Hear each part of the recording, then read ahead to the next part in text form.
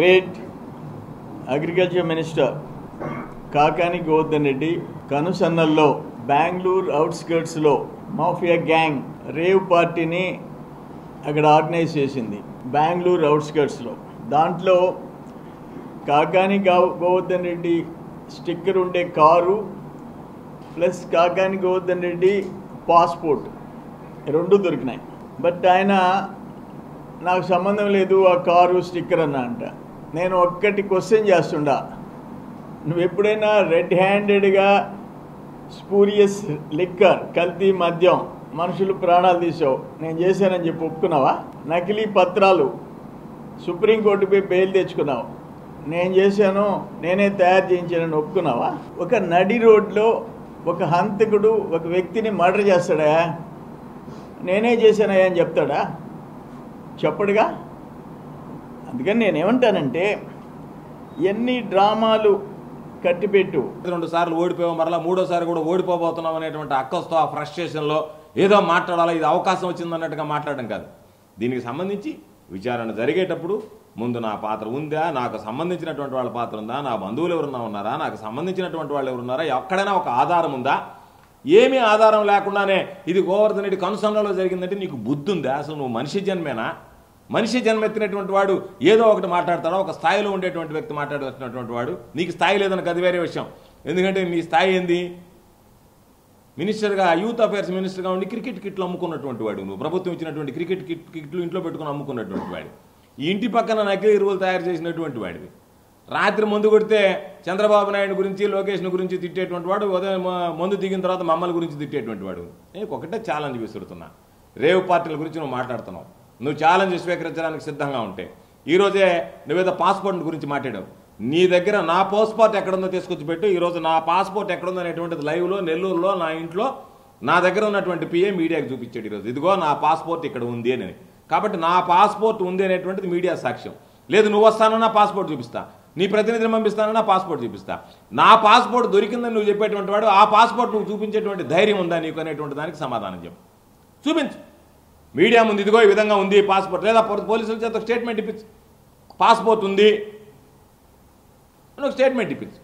ఏమీ లేకుండా గోవర్ధన్ రెడ్డి పాస్పోర్ట్ అక్కడ ఉంది, గోవర్ధన్ రెడ్డికి సంబంధించిన కారు, ఆ కారు నాదా, నాకేమన్నా గతంలో ఆ కారు ఉందా, నేను ఎవరికన్నా అమ్మేనా, నాకేమన్నా ఆ కారుతో ఎప్పుడైనా సంబంధం ఉందా? నీ గత చరిత్ర 2014లో నువ్వు కల్తీ మద్యానికి 7 మంది బలైపోయినారు. దాంట్లో నీ తోటి ముద్దాయిలు ఒక్క బెంగళూరు నుంచి drug mafia, red sandal mafia, liquor mafia నీ తోటి ముద్దాయిలు. ఈ charge sheet file in 2016 4 charge షీట్లు. ఈ 4 బెంగళూరు ముద్దాయిలు, 4. ఇప్పుడు అక్కడ జరిగింది కొకైన్ అండ్ డ్రగ్స్. ఆడ రేవ్ పార్టీలో ఏం దొరికినాయి? అనేక మంది అమ్మాయిలు, అబ్బాయిలు, ప్లస్ తమరి కారు, తమరి పాస్పోర్టు, అందరూ డ్రగ్ మాఫియా. ఇటువంటి notorious drug mafia and liquor mafia Kakani Govardhan Reddy classmates. అంటే నేను చెప్పడం ఏంటంటే ఆయన కో-అక్యూజ్డ్, తోటి ముద్దాయిలు. మళ్ళీ రేవ్ పార్టీలో నువ్వు బుక్ అయ్యావు. గోపాలరెడ్డి ఫామ్, గోపాలరెడ్డి నీకు మంచి మిత్రుడు. గోపాలరెడ్డి ఫామ్లో రేవ్ పార్టీ జరిగింది, నీ కారు దొరికింది, నీ పాస్పోర్ట్ దొరికింది. అందుకని కేంద్రం జోక్యం చేసుకోవాలా, కేంద్ర ప్రభుత్వం రంగంలోకి దిగాల. కాకాని చుట్టూ ఉండేవాళ్ళు ఎంతమంది ఉండారు? కల్తీ మద్యం, నకిలీ పత్రాలు, ఇతర దేశాల పాస్పోర్ట్లు, ఇతర దేశాల్లో బ్యాంక్ అకౌంట్, ఇతర దేశాల్లో భూములు, ఫామ్ హౌస్లు, ఆ డాక్యుమెంట్స్. అందుకని అంతిమంగా నేనేం కోరుతున్నానంటే, నేనేమి బేస్లెస్గా అలిగేషన్స్ చేయటంలా, అంతర్రాష్ట్ర ముఠాతో కలిసి నువ్వు కార్యకలాపాలు చేశావు, రెడ్ హ్యాండెడ్గా దొరికావు. ఇప్పుడు నీ చరిత్ర ఎట్లాంటిది, నువ్వెట్లాంటివాడివి, నీ బ్రతుకు ఎట్లాంటిది? శ్రీనివాస మహల్ దగ్గర ఎంతమంది దాన్ని ఉంటారు? నేను నెల్లూరు రోజులాండ్ లాడ్జిలో నిన్ను పట్టుకుని 4వ టౌన్ పోలీస్ స్టేషన్లో ఇస్తే పాపం పెద్ద ఆయన ఏడున్నాడు, నలపరెడ్డి శ్రీనివాసరెడ్డి గారు. ఆయన పాపం పోలీసుని బతిమలాడుకొని నిన్ను వదిలిపెట్టించాడు. ఇటువంటి నీచ చరిత్ర కలిగినటువంటి వాడు నీలాగా అందరు బతుకుతారు అనుకొని, ఒరే నా బ్రతుకే కదా అందరు బతుకుతారు, అందరి మీద కూడా బురదలేస్తానంటే నువ్వు నా మీద సిబిఐకి విచారణ చేయించావు స్వామి. సిబిఐ చేత విచారణ చేయించావు నువ్వు. సిబిఐ చేత విచారణకు నేను సిద్ధపడ్డా. ఏమన్నా నిగ్గు తేల్చగలిగావా? అయిపోయిన తర్వాత ఏంది? నువ్వు ఏదైతే సిబిఐ చేత విచారణ చేస్తే వాస్తవాలు బయటపడతాయన్నావో ఆ సిబిఐ విచారణ చేస్తే ఆ సిబిఐ క్లీన్ చిట్ ఇచ్చింది. నేను అడుగుతున్నా, చంద్రబాబు నాయుడు మీ నాయకుడు ఏదో నేను చాలా క్లీన్, మిస్టర్ క్లీన్ అంటున్నాడు. ధైర్యం ఉంటే ఆయన మీద వచ్చినటువంటి అభియోగాలకి నాలాగా సిబిఐ చేత ఎంక్వైరీ చేయించుకోగలడా? దానికి సమాధానం చెప్పమంటే మీరు నోళ్లు మూతపడిపోతున్నారు, వెళ్ళిపోతున్నారు. నువ్వు your a producer of hijras.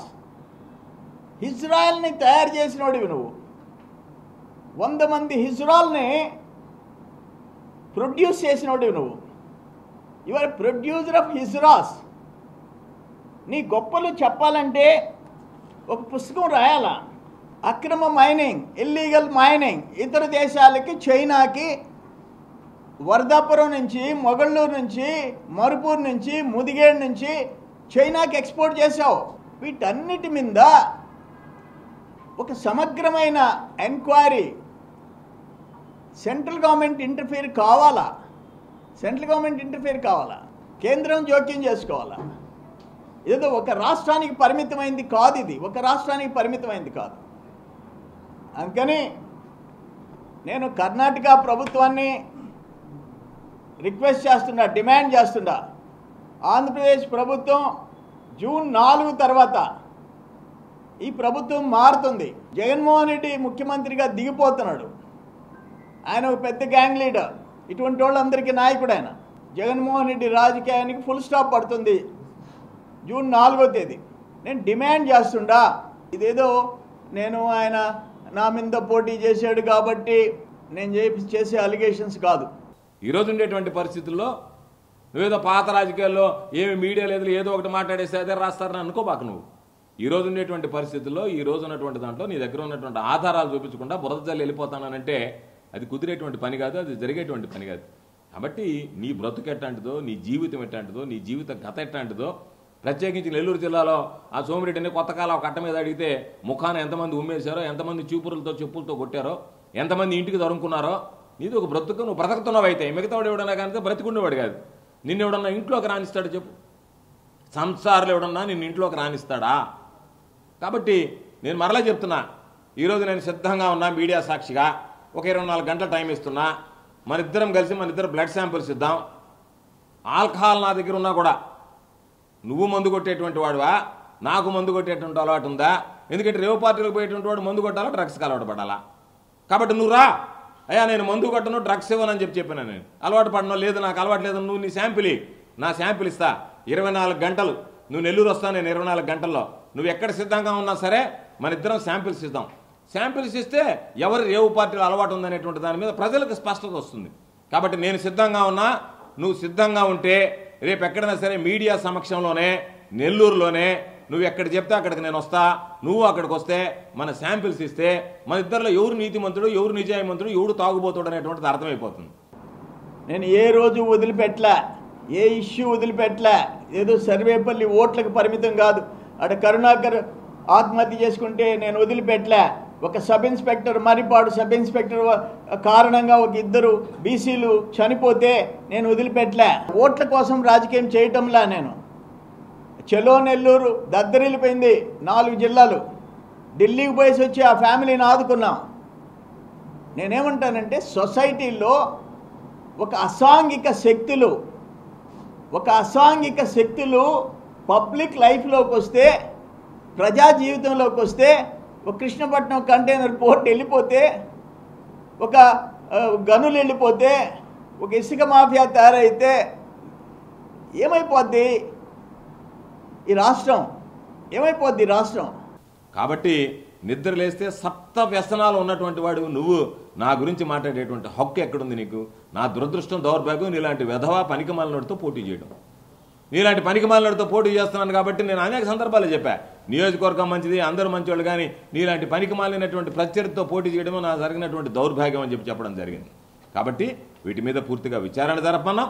అదేవిధంగా నిన్ను కూడా విచారించాల్సినటువంటి అవసరం ఉంది. ఎందుకంటే నువ్వు నాకు తెలుసు దీని గురించి అంటున్నావు కాబట్టి నువ్వు సహకరించి పోలీసులకి ఇదిగోయా నా దగ్గర సమాచారం ఉందని చెప్పి దానికి సంబంధించినటువంటిదంతా ఈ విధంగా జరిగిందనేటువంటిది ఏమీ లేకుండా నెల్లూరులో ఒక ప్రెస్ మీట్ పెట్టి ఓ పనికిమాలినోడలాగా వెధవా నువ్వు చిల్లర ఇవ్వడమని చెప్పి తెలుసు, చిల్లర ఎదవని తెలుసు. చిల్లర చేష్టలు చేసేది దానికి నీ దగ్గర ఆధారాలు ఉన్నాయి, తీసుకొచ్చి కర్ణాటక పోలీసు ముందు పెట్టు, లేదా ఆంధ్ర పోలీసు ముందు పెట్టు. ఏదో మళ్ళీ చెప్పాడు రేపు రాబోయేటువంటి ప్రభుత్వం. ఏంది నీ రాబోయే ప్రభుత్వం? నువ్వు వస్తున్నావా, నీ ప్రభుత్వం వస్తుందా? ఏ ప్రభుత్వం ఉంది? కేంద్ర ప్రభుత్వం. సిబిఐ చేత విచారణ చేయించుకున్నటువంటి వాడిని మరోసారి సిబిఐ విచారణకు నేను సిద్ధంగా ఉన్నా. నా పాత్ర ఏమాత్రం ఉందన్నా నువ్వు సిబిఐకి కోర్టుకు పోదాం, రేపై కోర్టు ద్వారా అయ్యా నేను రెడీగా ఉన్నానని చెప్తా, విచారణ చేయిద్దాం హైకోర్టు ద్వారా. ఎందుకంటే సిబిఐకి ఇవ్వాలంటే ఇప్పుడు ఎలక్షన్ కమిషన్ ఉంది, హైకోర్టు ద్వారా ఇవ్వాలా. ఈ కేసులో కూడా నీకు సిగ్గు శరము ఉంటే, నీకు నీతి జాతి ఉంటే నువ్వు రేపు రా, సిబిఐ విచారణ నేను సిద్ధంగా ఉన్నా. హైకోర్టులో నేను చెప్తావు జయ నేను సిద్ధంగా ఉన్నాను, మీరు సిబిఐకి కేసును విచారించండి, నా పాత్ర ఏందో రుజువు చేయండి అంటే మరొకసారి నాకు క్లీన్ చిట్ వస్తే అంతకన్నా సంతోషించేదే ఉంది. రేపు జూన్ 4 తర్వాత ఎన్డీఏ ప్రభుత్వానికి ఏమి రిప్రజెంట్ చేయాలనో చేస్తా విత్ క్లియర్ ఎవిడెన్సెస్. ఏపీలో మా బాబు గారు ప్రభుత్వానికి దగ్గర నేను అన్నీ మొత్తం వాళ్ళ ముందు పెడతా, కర్ణాటక ప్రభుత్వం ముందు పెడతా, both Andhra Pradesh Karnataka and central government. అందుకని కేంద్రం జోక్యం చేసుకోవాలని అడుగుతున్నా నేను. ఏం కాకానికి వద్దంటే నీ ఇష్టం వచ్చినట్టు నువ్వు మొత్తం ఇంకేమైనా కొమ్ములు వచ్చినాయా? నువ్వు ఒక గ్యాంగ్స్టర్గా తయారవుతావా? నువ్వు ఒక గ్యాంగ్స్టర్గా ప్రజలు ప్రాణాలు తీసేవాడివి, నువ్వు ప్రజల ప్రాణాలు తీసినవాడివి నువ్వు. మళ్ళీ ఇప్పుడు అక్కడ రేవ్ పార్టీ ఏర్పాటు చేసి నీ కారు, నీ పాస్పోర్ట్, నీ స్టిక్కర్, నీ గ్యాంగ్, నీ పాత గ్యాంగ్ కలిసి కొకైన్ అండ్ డ్రగ్స్, మత్తు పదార్థాలు, కొకైన్, వాళ్ళందరికీ ఈయన కాకానికి వద్దనంటే రింగ్ మాస్టర్. వీటి మీద తీవ్రంగా చర్యలు తీసుకోవాలని చెప్పేసి నేను డిమాండ్ చేస్తున్నాను. కాబట్టి నీ నోటి కంపు 100 కిలోమీటర్లు కొడుతుంది. అది దాన్ని భరించలేక సస్తా ఉండరు జనాలు. ఆ కంపులో భాగంగా మళ్ళీ ఈరోజు నీ నోరిప్పావు. కాబట్టి నీ బ్రతుకంతా నీ జీవితం అంతా ఏదో ఒక విధంగా ఈ విధంగా అధాపాతాళానికి వెళ్ళడమే తప్ప ఎక్కడా కూడా నువ్వు ఆలోచించేటువంటి పరిస్థితి లేదు. నీ అక్కసంతా 3వ సారి ఓడిపోతున్నాం కదా, ఏదో ఒక విధంగా అక్కస వెళ్ళగక్కాలన్నట్టుంది తప్ప నీ దగ్గర ఇతిమిద్దమైనటువంటి ఆధారాలు సాక్ష్యాలు ఉంటే తీసుకురా, చూపించుదుకో నా దగ్గర ఆధారాలు. నువ్వు చెప్పావు పాస్పోర్ట్ ఉందని, నీకు దమ్ము ఉంటే నీకు నీతి లేదు నిజాయితీ లేదు. నువ్వు నిజాయితీ నీతి లేదు బతుకునేది నాకు తెలుసు. నువ్వు కనీసం మాట మీద నిలబడి ఆ విలువ ఉంటే నీ మాటకి నువ్వు మాట్లాడేటువంటి విలువ ఉండాలంటే నువ్వు తీసుకొచ్చి ఆ పాస్పోర్ట్ వాళ్ళ దగ్గర ఉన్నటువంటి పాస్పోర్ట్ ఎక్కడుందో చూపించు. నా దగ్గర ఉండే పాస్పోర్ట్ నేను చూపిస్తాను. నీకు ధైర్యం ఉంటారా? బ్లడ్ శాంపుల్కి వస్తావా? పాస్పోర్ట్ చూపించడానికి వస్తావా? దేనికి వస్తావో చెప్పు, నేను వచ్చి చూపిస్తాను నీ దగ్గర. ఊరికే నోరు ఒకటి ఉంది కదా అని చెప్పి ఆ నోరుకి డ్రైనేజ్ కాలువకి తేడా లేకుండా మాట్లాడిపోవడం కాదు.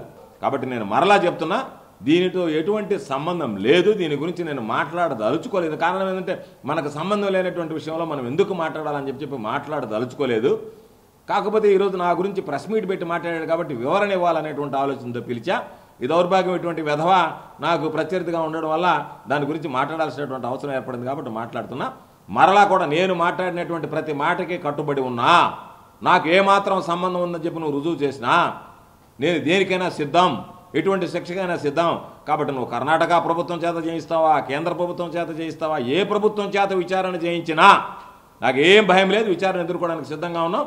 నీ మాట మీద నువ్వు నిలబడి నీకు నీతి నిజాయితీ ఉంటే నేను చెప్పినటువంటి 2 అంశాల మీద నిలబడు, 3వ అంశం మీద నీ దగ్గర ఉన్నటువంటి సమాచారం ఇచ్చి సహకరించి దాని ద్వారా ఇదిగో ఇది వాస్తవాలు నేను బయట పెట్టానని చెప్పి ఆధారాలతో సహా మాట్లాడాలి తప్ప నీవు నోటితో మాట్లాడేది ప్రతి ఒక్కటి నోరు తెరిస్తే అబద్ధం తప్ప నిజం మాట్లాడినటువంటి నువ్వు మాట్లాడేటువంటి మాటలకు విశ్వసనీయత ఉండదు.